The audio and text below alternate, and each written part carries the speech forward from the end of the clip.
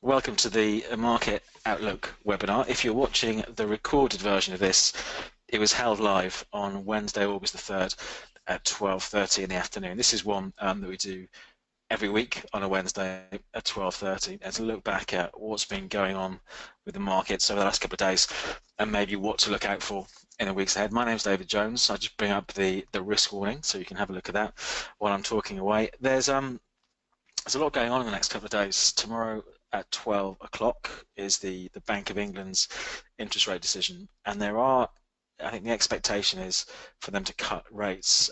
Saying that was the expectation back in July as well, and we saw plenty of volatility off the back of it. But I think everyone's thinking, well, this is the month that they finally get it right, that their forecasts are right, and we get to see them cut. But we'll find out. We'll find out tomorrow at 12 o'clock. So we'll take a look at the pound, because that has been moving this week against the US dollar, and it's broken a couple of relatively important levels, so we'll have a look at that in a second. And then, of course, on Friday, it's the non-farm payrolls. So it's the US unemployment figures due out 1:30 Friday lunchtime, UK time. Always normally guaranteed plenty of volatility across a whole host of different markets. And of course, this is following on from the US GDP data we had last Friday, and that was much worse than expected. I think the growth was expected to be something like 2.6% annually for the US economy, and ended coming in, it was about 1.2 in the end. I think that was the number, 1.2%. So we have seen quite a bit of dollar weakness this week, I think, off the back of that, and a nervous stock market. I think in recent days we've seen the Dow having a pattern of sort of starting the Dow off really weak and then never managing to recover from it. But let's get going. Let's take a look at what's going on in the markets. So what I'm using is Aondo's Trade Hub platform, and we're starting off by looking at the pound against the dollar. So this is the last, what's this? Almost the last couple of months. We've got that familiar move, of course, on the Brexit vote, where it went from 150 down to 132.5 overnight. An incredible move. It slipped lower into July, but since then we have seen, some stability creep in. The big level, I think I was talking about it last week, the big level it needs to crack if we're going to see any sort of bigger recovery for the pound is 135, and you see it failed to crack it sort of a week after the vote. We came back to it. I think this was, excuse me, middle of July. This was when we had the last interest rate decision, and we saw some quite sharp moves off the back of that. But again, you can see 135 was a problem, and it slipped back to sort of 130, 160, this sort of area. But we have, in the last couple of days, or the last day I think it is, let me just step this chart forward a bit. You can see it had been, pound against the dollar, for the last sort of 2 or 3 weeks, have been stuck in this sideways range. We have good support. Let's just put a horizontal line down here, so the 130.60 area, but 133 has been a real problem. You can see all the times pound against the dollar has tried to crack this 133 level. 18th of July, again here, 22nd of July, again here, right at the end of July. But in the last couple of days, it's broken out. It's broken through 133. So this, to many people, would suggest that it's got some real momentum behind it, but that could all go out of the window, based on what's happening tomorrow with the interest rate decision. So I don't know if I'd be in such a big hurry to trade it this afternoon, because we may just see an afternoon of it, maybe marking time ahead of this thing tomorrow. But the big level to watch is this 135. I think if we get up near there off the back of this, let's see what happens. I mean, if they cut as expected, you'd expect traditionally to see a weaker pound, but very often these things won't follow logic. We'll see what happens. But for me, it's still a buy on weakness. If you're looking at this on maybe the hourly charts, let's take a look on the hourly charts, pound against the dollar.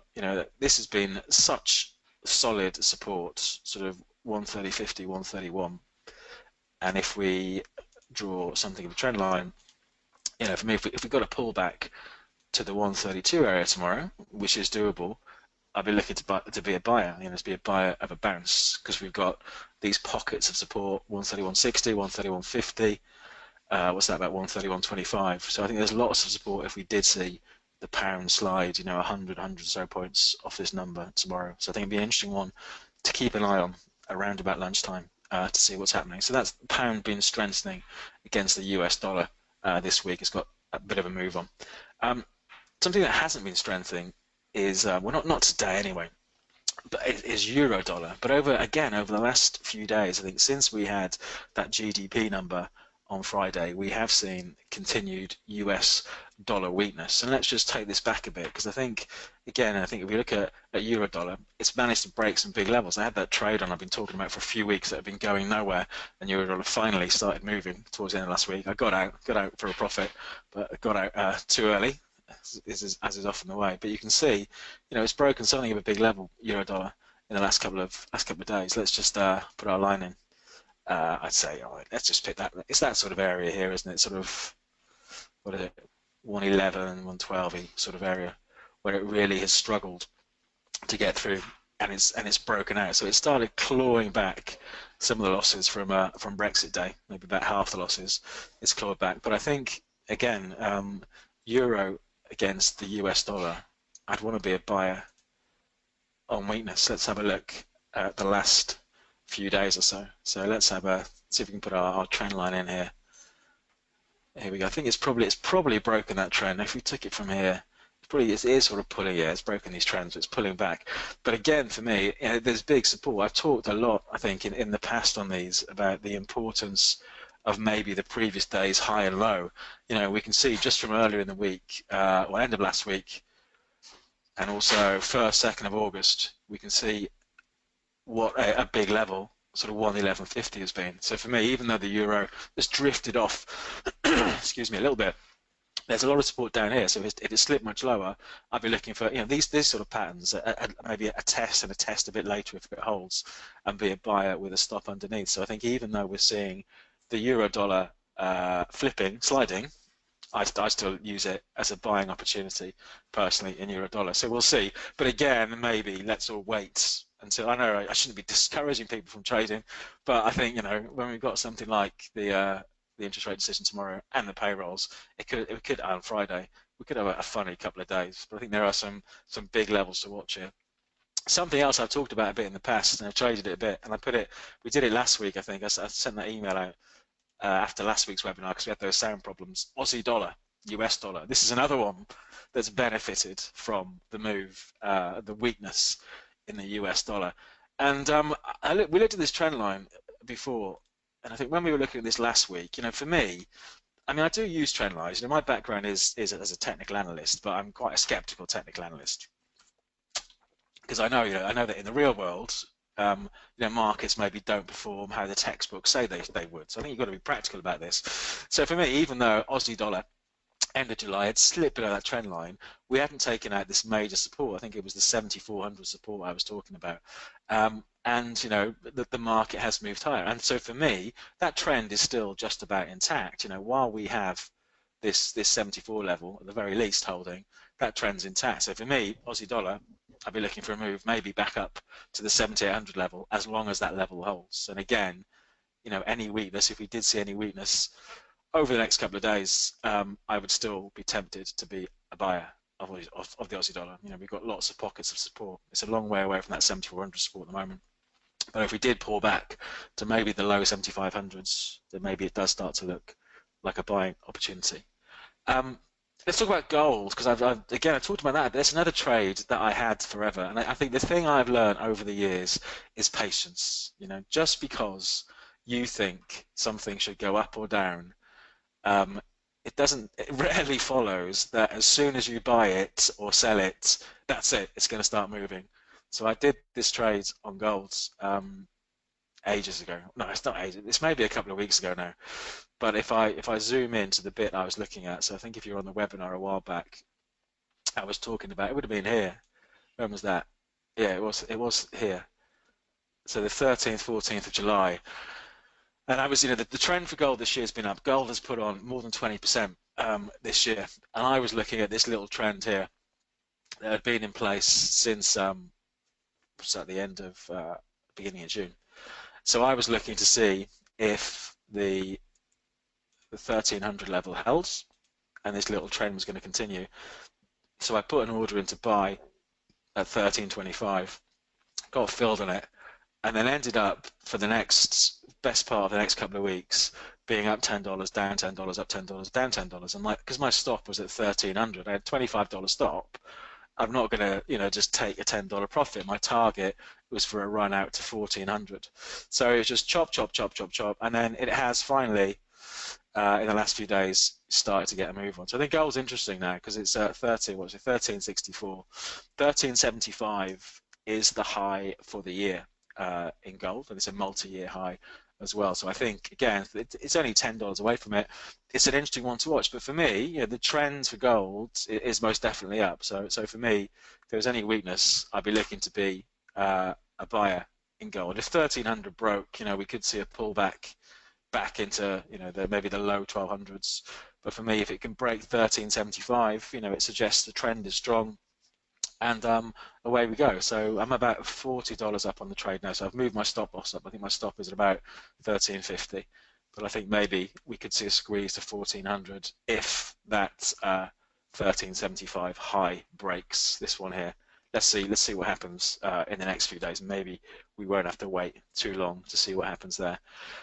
Right, a couple of questions. Someone's saying, do you use OTO and price alerts? Do you mean OTO? Do you mean OCO? One cancels the other order, if that's what you mean. I do use orders. I think I'm a big fan. This gold trade was done with an order. I think it was I don't know where it was. Let's say it was at 1335, and I thought, well, if I'm going to have a stop at 1300, I want to buy at 1325, so I've got $25 risk, and my target of 1400 is $75 reward. So there was a risk reward there of 3 to 1.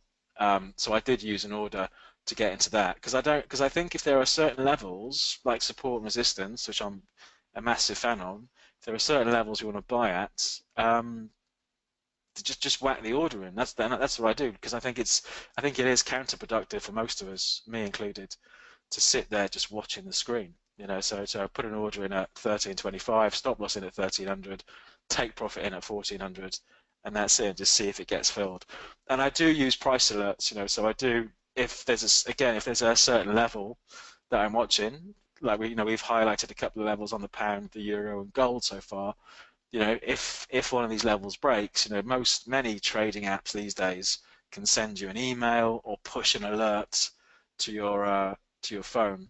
So I use those. So again, I don't have to sit there just watching the screen all day long. So I've got an alert set if 1375 breaks on gold, for example. So for the trade I'm in, to maybe pay a bit more attention to see if it starts to run towards 1400. But I think all of these sort of tools can make our lives a lot easier, and mean we don't have to sit there watching the screen. Right, that's that. One last currency. One I forgot to cover it last week, but dollar yen. It worked out perfectly in the end, the dollar yen trade. I was talking about this it was a daily point of view, wasn't it? I think we were looking at, because we'd seen a rally. It was this rally down here that started mid-July, and it was it's almost textbook. We've had this fantastic downtrend in dollar yen. So this is the dollar losing value against the Japanese yen, which the Japanese government do not want. They want a weak yen for their exports. And I think we were first looking at this sort of mid-July, and I must admit it did go much further than I thought it was going to go, much higher.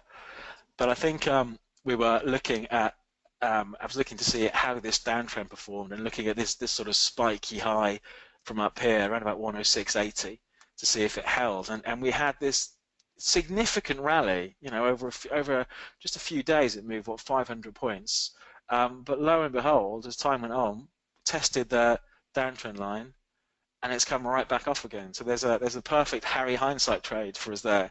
If we get into our target and get into our TARDIS and go back and go short, but this move in dollar yen has confirmed that downtrend in dollar yen. So for me, if we had another rally in dollar yen, I'd want to be a seller. But I think if you're maybe a bit more aggressive, it'll be interesting to see how it performs down here over the next couple of days. I mean, clearly, from a textbook point of view, you don't want to be trying to buy in a downtrend like this. Let's have a look at maybe a 4-hour chart. But you can see how sharply it did react off this whole 99-100 level back in end of June, Brexit Day, of course, beginning of July, and now. So I think maybe in the short term, we could see dollar yen have another maybe little rally. If it breaks 99, forget about it. But I think maybe we will see something of another push. Maybe will we see 106 tested again? Who knows? But I think it's an interesting one to keep an eye on over the next few days. It's early days, of course, because it's only stopped sliding in the early hours this morning. Oh yeah, actually was it yesterday? No, yesterday it stopped sliding yesterday afternoon. So but let's see what happens. But it's an interesting one. But if it does get back up there, back up to the 106 area, it looks like another short opportunity again with a stop above those heights. Let's take a look at stock markets. Let's start off with, what should we do? Let's do the Dow first of all, the Wall Street. It's interesting this because we had, after having such a really sharp sort of just bang, bang, bang move higher from the end of June, where the market rallied what 1,500 points. It has spent the last few days coming off, and that talking about previous highs and previous lows, how important they are. The market has just, the Dow has just pushed through in quite early trading over the last few days and broken the previous day's low. Let me see if I can show this. Let's look at maybe a 30-minute chart.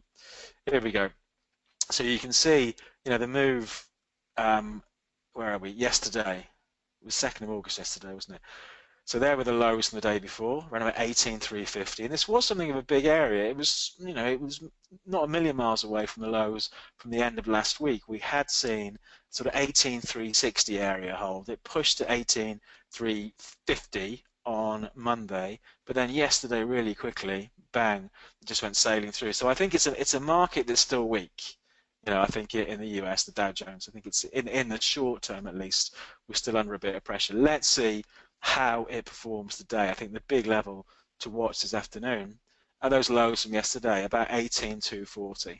So at the moment it's trading at 18,284 in the overnight market. Let's see what happens. But again, if it slips below 18,240, it's just continuing what it's done in recent days. If you look at the bigger picture, we can look at maybe some potential support levels coming up. So I don't think this means we're necessarily going to see the market go plunging all the way back to where we were at the end of June. It could happen, but you'd expect to see something of a reaction along the way. But there's not much, I suppose, in the way of clear support because it was such a sharp rise.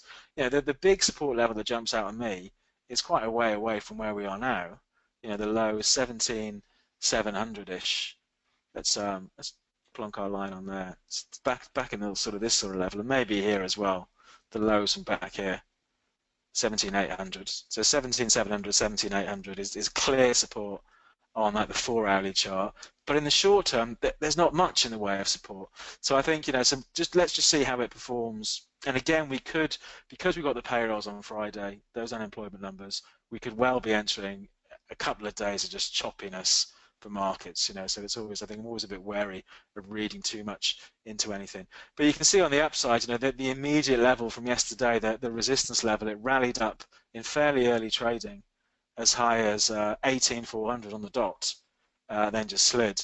So if, I think the market needs to break out, it needs to, if it slips below 18,240, yesterday's low, it does suggest it's going to push a lot lower.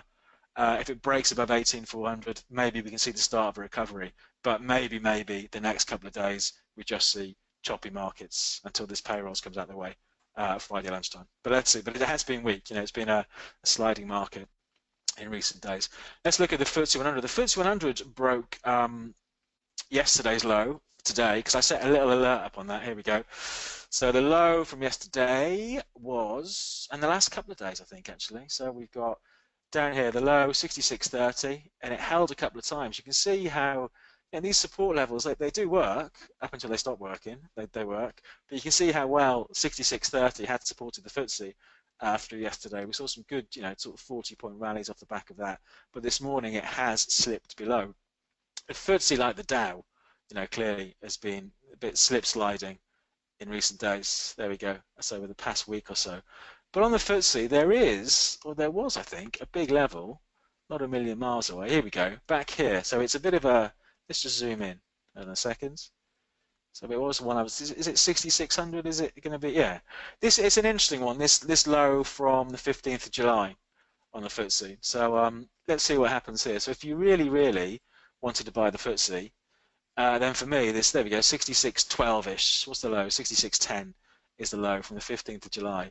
That's one. It clearly was something of a pivotal level, and the market did push, what, 150 or so points higher. So I think it's an interesting one to watch maybe this afternoon. But for me, if someone put a gun to my head and say, right, you've got to buy the FTSE, I would want my stop loss at the moment the other side of 6,600. I think if we lose 6,600, again, like the Dow, it's a long way to sort of the next major support. We're talking 100 points or so for the next major support. Let's see what this afternoon brings.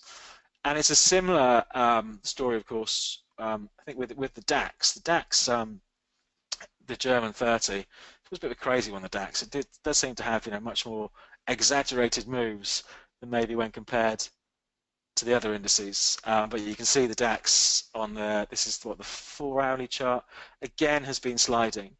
So, but support not a million miles away. So if we go, we're looking at sort of levels from back here, 22nd of July. It's sitting on now, big support.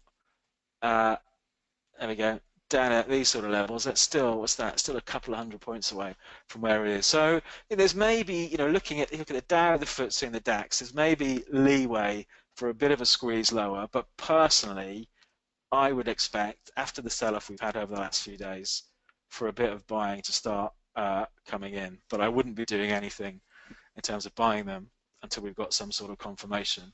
But I think I think we've got an interesting maybe couple of days ahead. Clearly, Bank of England tomorrow, payrolls on Friday. And then markets can get somewhere back to normality, I think. But stock markets have been under pressure. But let's see if we can see a bit of strength turning around. But for me, the market to watch, definitely the next couple of days, it is the currencies, and it's pound against the dollar, because it'd be a pretty momentous event if the Bank of England do decide to change to lower rates tomorrow. That's the last couple of days, pound against dollar. Very, very volatile day yesterday, and a big move yesterday. Something like what was it, 200-point move, nearly 175 points, something like that by the end of the day. And now it's just sort of hovering around there, so we could see it just marking time. But I think it's an interesting one to keep an eye on. And taking the sort of central bank thing out of it, euro dollar, I think, because it has broken out through these levels that were big barriers. So for me, we've broken out past these levels up here. It's selling off now, but I'd be very tempted to be a buyer and try and ride the next leg, maybe, of euro dollar higher. And finally, gold, up at 1375. I think if we can break 1375, the highs for the year, it opens up maybe a whole load of other stuff as well. So it's always an odd couple of days when we've got big events, big announcements like tomorrow and Friday. But I think there are some big levels to keep an eye on. And we may well get opportunities. If we get a couple of adverse moves off the back of that, and then the market starts to turn back round, it could well give, I think, better entry points than we maybe get today. But plenty going on over the next couple of days. So I think that's it. I'm going to start wrapping it up now. But if you have any questions, drop me an email. My email address is david@tradeafter.com. You can follow me on Twitter for sort of market charts and levels and stuff during the day that I put out there on Twitter. Oh, oil. I think there's something wrong with the way I've set up oil in my platform, because I'm bringing up the chart and I can't get anything on it, so I can't do oils. I think I put the wrong contract in there, so apologies. But I think looking, it's still slipping oil. It's broken some big levels, so it still looks weak, but I can't get the chart up on the contract I've got. I think I put the wrong one in there, so the price of oil still weak, I think. So any questions, drop me an email. If you've attended this before, I've talked about I'm working with Eondo on social trading. I've written a bit more about social trading on my website. So if you go to tradeafter.com, I've written some stuff on the website, and also I wrote something of a short guide as to how I sort of pick top traders to follow. If you go to the blog bit at the top and go to social trading first steps, I've written a chunk of stuff there about how I follow people. So there's a bit of stuff there on social trading. But any questions about anything else, just let me know. And we'll do this all again next week, 12:30, next Wednesday. And let's see what the next couple of days bring. But it could well be, I think, some volatile markets. Thanks very much, and I hope your trading goes well over the next week.